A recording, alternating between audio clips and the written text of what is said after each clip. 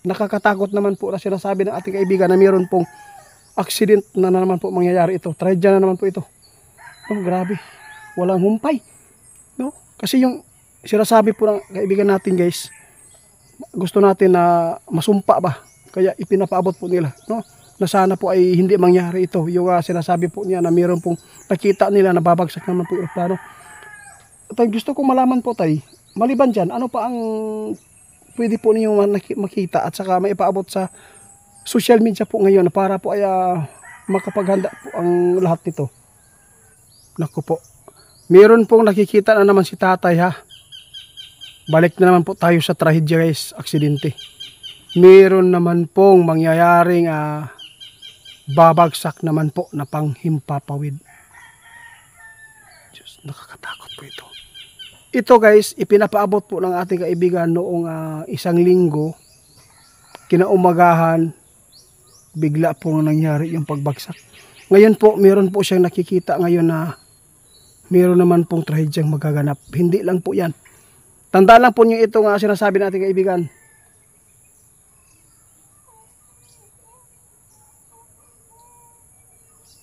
Kailan lang po ito nakuha niyo tay? Akala ko ba wala na? Hintayin na lang po natin guys kung ano man po yung mabalita nito, no? Mag-ingat lang po tayo lalo po yung mga OFW natin, no? Kung masama yung pakiramdam po ninyo kapag kayo ay bumiyahe po pauwi dito o papunta doon, ibig sabihin niya na hindi maganda. Dapat ay ipagliban na lang muna para po maingatan natin kasi po iba na po ang ating yung himpapawid po natin, no? Natuklasan po ng ating kaibigan na mayroon po kakaibang butas na pwedeng humigop po, no? Grabe, nakakatakot na po talaga guys yung nangyayari po dito sa ating mundo. Hindi lang po sa ating mundo kundi sa ibang planeta pa, no? Kaya yung iba nagsasabi po may mga planeta na malapit na po dito sa Earth. Kaya iba-iba po talaga yung na pakinggan po natin at napanood sa social media ngayon guys. Lalo na po yung mga scientists nagpapaabot. Lalo na ngayon guys na mayroon pong nakakatakot naman po na sinasabi ng ating kaibigan na mayroon pong accident na naman po mangyayari ito. Tragedya na naman po ito. Oh, grabe. Walang humpay. No? Kasi yung sinasabi po ng kaibigan natin guys, gusto natin na masumpa ba? Kaya ipinapaabot po nila. No? Na sana po ay hindi mangyari ito. Yung sinasabi po niya na mayroon pong nakita nila na babagsak naman po yung aeroplano. Tay, gusto kong malaman po tay, maliban dyan, ano pa ang pwede po ninyong makita at saka maipaabot sa social media po ngayon para po ay makapaghanda po ang lahat nito.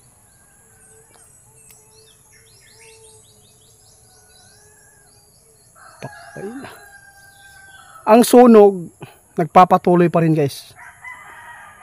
Alagaan pa rin natin yung mga anak natin. Lalo na po ay naglalaro po ng mga apoy, no? Huwag po natin iwan yung mga anak natin na nakalak po sa loob ng bahay. Mas maganda pa iiwan po ninyo kung mayroon pong babantay po na may edad na ba. Huwag po pabayaan ng anak kahit pag-aano pa kakabisi. Huwag po ninyong ipahamak. Yun po ang nakikita ng ating kaibigan. Yung trahedyang sunog, mga sunog guys, malaking problema din po yan. Hindi lang po ang ating masasagupa ngayon. Kaya dapat po talaga mag-ingat tayo. Lalo na po yung sinasabi ng ating kaibigan noon, yung kalamidad, hindi po yan mawawala hanggat buhay pa tayo. Hanggat nandito pa tayo sa mundo. No? Marami pa tayong masasagupa. Kaya dapat po, no? Sana hindi po kayo magalit sa ipinaabot ng ating kaibigan. Sa tingin po ninyo, balik-balik man, no? Pero yun po ang totoo guys. Nakita lang po nila na mayroon pong magaganap na naman po na may balita na naman po ito, no? Sana po ay masumpa ba yung ipagpapaabot nila ng ating kaibigan ay matulungan natin na mahingi ba sa Panginoon na sana hindi mangyari ito. Okay?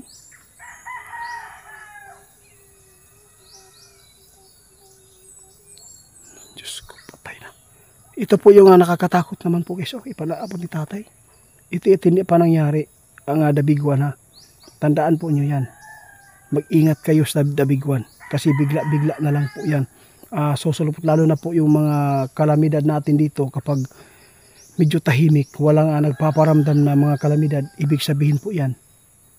maghintay kayo na bigla lang dumating ang panahon na sila na po yung kikilos po yung yung dabiguan. Kaya sila sabi yung dabiguan yung malakas po na lindol, kaya nakakatakot kasi hanggang ngayon guys wala po tayong nakita nga balita. Mayroong paglindol po noong isang gabi, mahina lang po yun, hindi naman po yung nakakatakot. Kumustahin lang po natin yung lahin po kaibigan, ano pong nakita po ninyo? Masama pa rin daw guys, hindi pa rin naibalik po yung magandang pagdikit at angat pa rin yung isa. Kaya dapat po talaga mag-ingat tayo kasi po kapag angat po yung isa, ibig sabihin niya kaibigan ay meron pang darating po talaga na malakas na paglindol. Kaya sana po hindi po yung trahedyang lindol na mangyari, sana hindi po magkatotoo na yan. At saka yung dabiguan po talaga ang pinakadelikado, maraming buhay po yung mawala, lalo po yung mga malapit sa dagat. Kumustahin po natin tay yung tawag dito, yung tsunami. Oo nga, naipaabot po niyo noon na sinasabi po niyo na pasalamat tayo kasi po nag-iba po yung panahon, maganda, malamig at saka hindi po mainit ang panahon natin, kaya naiba po ang guys. Ngayon wala po tayong problema sa tsunami ngayon guys dahil nakikita ng ating kaibigan, wala naman po nga impormasyon na nakita nila, kaya yung iba guys nasusumpa ba, kaya ipinapaabot ng ating kaibigan. Sana hindi lang po tayo magsawa na mapanood ito para po maging may kaalaman po kayo kung ano man po ang mangyayari dito sa ating mundo. Yung ipinapaabot ng ating kaibigan noon tulad po ng yung tao, darating ang panahon na magpatayan, yun po ang pinaka nakakatakot. Aktualan po talaga yan. Kung mahina ka, pwede kang mawala dito sa mundo. Kung yun po sinasabi po ng ating kaibigan, tirang matibay, di ba tay? Yun po ang talaga ang ipinapaabot ng ating kaibigan na prediction po nila, na sana po ay hindi po ito mangyari. Ngayon ang ipinapaabot ng ating kaibigan na mangyayari na naman yung trahedyang tulad po ng mga eroplano sunog at saka yung dapat po talaga na hindi po talaga tayo mag palaro ba, hindi tayo magbigay po ng mga bata, yung mga apoy baka maglalaro po doon sa bahay, marami po mga kahit gaano pa yan, isang palito lang, wala na, ilang bahay na po yan matutupok, lalo na pag mga squatter area, dikit-dikit.